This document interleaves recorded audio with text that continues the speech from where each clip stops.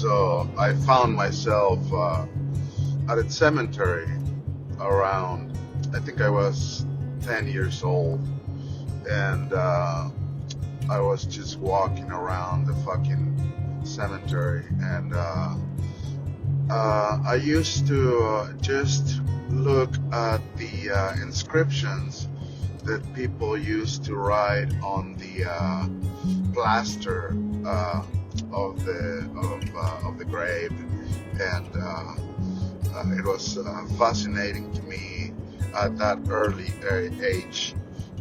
And yeah, I think I was about 10 years old, and I was hanging out that day and reading about, the year that this person was born and the year that he died, and this person so and so was a good father, or it was a good son, and the crucifixes and the rosaries and the mementos, and sometimes just dead flowers that has been sitting there for who knows. Anyway, I was just looking at this rituals that human beings do throughout history to remember and to kind of hold on to that memory of that person who is now gone. And I'm walking around, and I am finding myself in this fucking little room that is just really shallow to the ground. It was a really small door, and it was kind of like an igloo shape. So I go into it had no door or anything.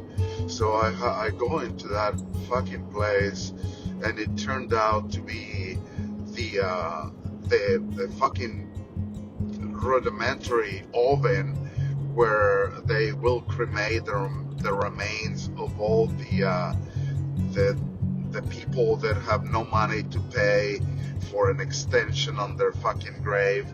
The cemetery used to just unearth the remains and then just burn them. So it turned out that I went, I guess, in one of those days that they had some remains there, but they were still, they still looked like a human being. So I'm walking in there, and I'm just looking at it, and I see this fucking rib case of a human being and attached to a spine, and I'm like, holy shit. I wasn't scared, I was never fucking scared of the cemetery, or I was scared of demons at the time. I was traumatized by the idea that demons were fucking real, and the Catholic Church made sure that I was really indoctrinated in that aspect, because The Exorcist movie and shit like that. Anyway, so I just looked at this fucking remains of people laying there like nothing, and I felt absolutely just sort of like nostalgic feeling to see that those human beings were once alive. And from that day on, I guess my mortality came to terms. I faced my mortality around 9, and I saw what we become as human beings. And throughout my life now, I understand that I had this fascination with the fact that human beings passed away, that human beings retire from this existence, that human beings, just like a flower, they dried out and they become part of the earth once again. And it just came to my mind this morning, because I was listening to a little bit of philosophy of Friedrich Nietzsche. I am a fan of that fucking crazy guy. And the word, the phrase "amor fati" came back, and it's a phrase that I've been listening to for more than a decade now. I started really getting into understanding different branches of philosophy and different philosophers of history, because most of them understand truly that this life is just an experience that begins somehow in a weird way and ends in strange ways sometimes. But it's just an experience, like anything else. It's an experience of being a father and then not being a father. There is an experience of being single and not being single. Everything, absolutely everything, ends. And therefore, I think that my fascination with exploring life through the filter of death has become my mission in life. And now that I am at this time in my existence as a human being, I see clearly that human beings are still in a dream of eternal aliveness. They don't think about death. They refuse death. In fact, they've been taught to fear death.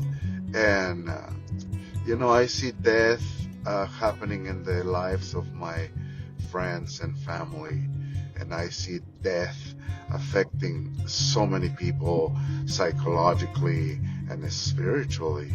They fear this event that is not supposed to be feared.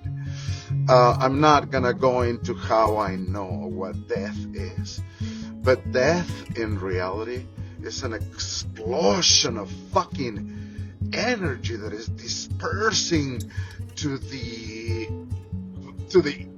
equal amount of like a fucking nuclear bomb. It is an explosion of energy dispersing into all fucking directions and becoming that what it was and what it is. And it's just colorful, and it is just for a glimpse. You're gonna see it, and then poof, even consciousness disappear, because you're not longer one. You're no longer an individual. You're no longer that little tiny person with an ego that fear life. You're just eternal. And the eternal does not have fear of death, does not have fear of life, does not have fear of time, does not have fear of change, because it is that, just that, absolutely everything. That what it is also your fear for death. It's strangely, but that's what it is. But at the moment of the human retirement from this fucking earth, consciousness grasps your own consciousness, your own individuality, your own fucking identification as a person, sees for an instant what it is, and then it becomes that, and that's it. It's beautiful.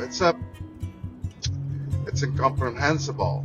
It's, if you think that this fucking universe with its galaxies and artificial intelligence and shit like that is amazing, if you think that fucking apps on your iPhone are amazing, that moment of the person dying, it's the most amazing experience that your mind will see for less than a fucking glimpse. And that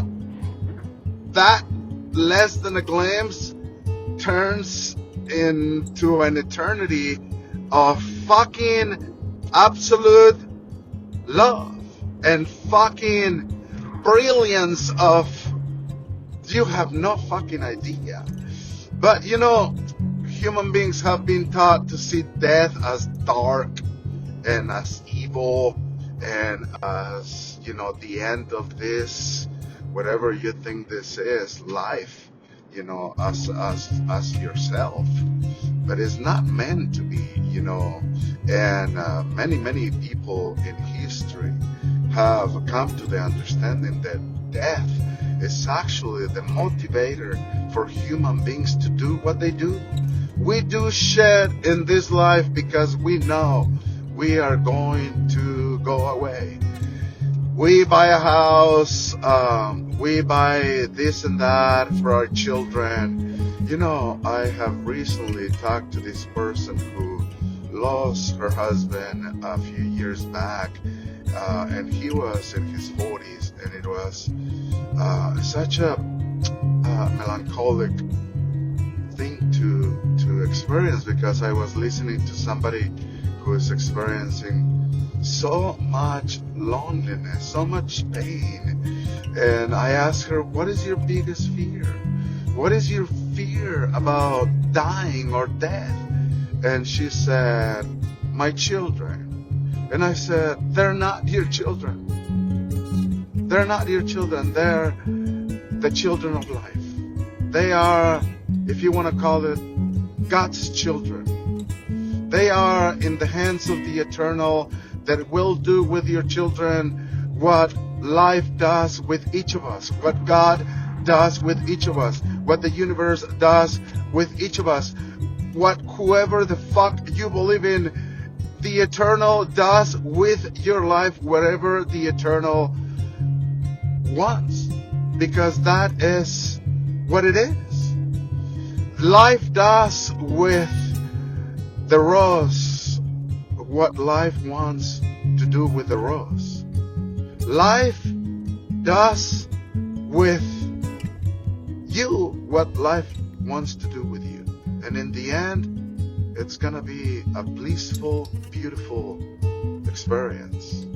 Have a beautiful, beautiful fucking day.